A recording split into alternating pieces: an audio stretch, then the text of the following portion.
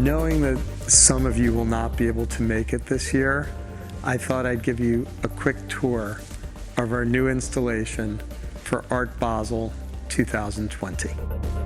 The space was designed both equally to show my art and design collection, but also at the same time to be a working environment. There's some new fun stuff to see. Let's check it out. Just over our reception is a new work that I acquired by Jana Euler. You'll also see as we walk around work that I more recently acquired by Karon Davis.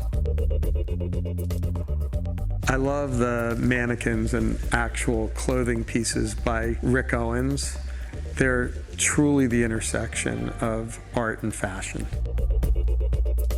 Next is really an extraordinary work by Zaha Gomez. This is one that I'm really enjoying seeing, big and powerful. I think Zaha is really doing some nice work these days. And then as we walk, and these will be around the office, the beautiful Jana Euler slugs, part of the installation we acquired by her. So our offices are infested with slugs these days.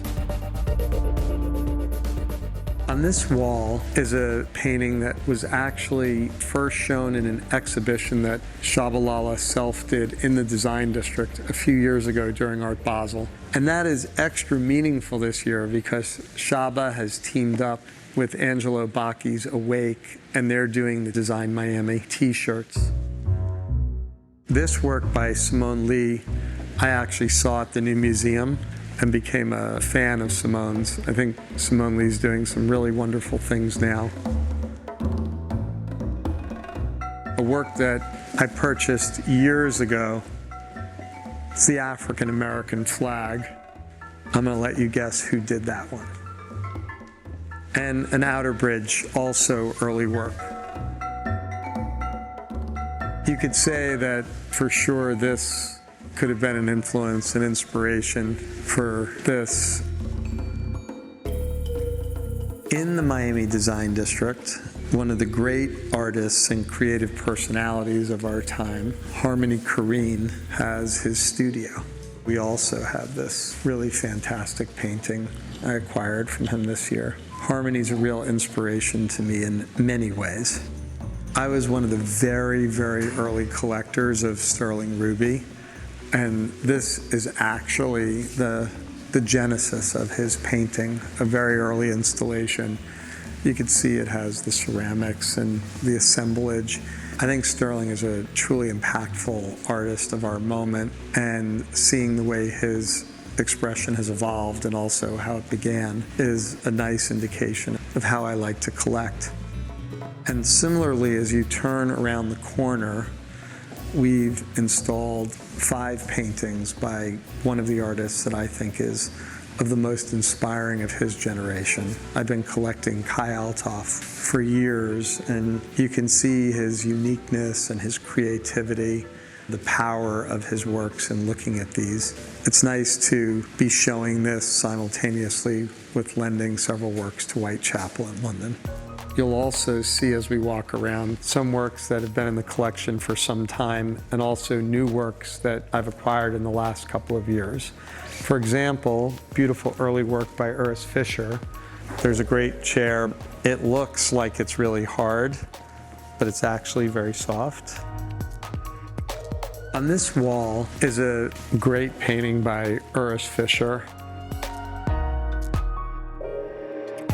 And then one of my truly favorite sculptures is a candle. It makes me look really short, but that's an abnormal height. A painting by Nicole Eisenman. Literally, I started collecting Nicole in 1990. 2 very early works that I acquired by Nicole Eisenman.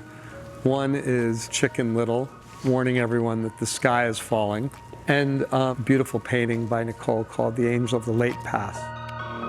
Next to Nicole's work on the next wall is an early painting by Angelica Crosby. I was an early collector of Angelica's work, and I'm a huge fan. And a true masterpiece by Andrew Decca. I thought this was amongst the most inspiring works at the last Venice Biennial. An early work that I acquired in 2004 by Henry Taylor, and a second work that I acquired a few years later by Henry.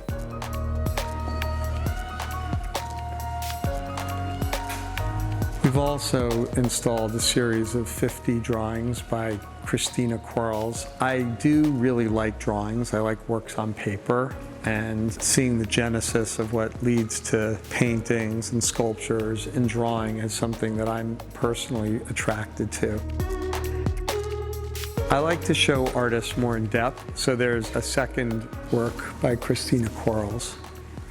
Again, another wonderful painting by Christina is a nice way to round off our little tour. Ideally, you'll be able to come in person, but if not, don't worry.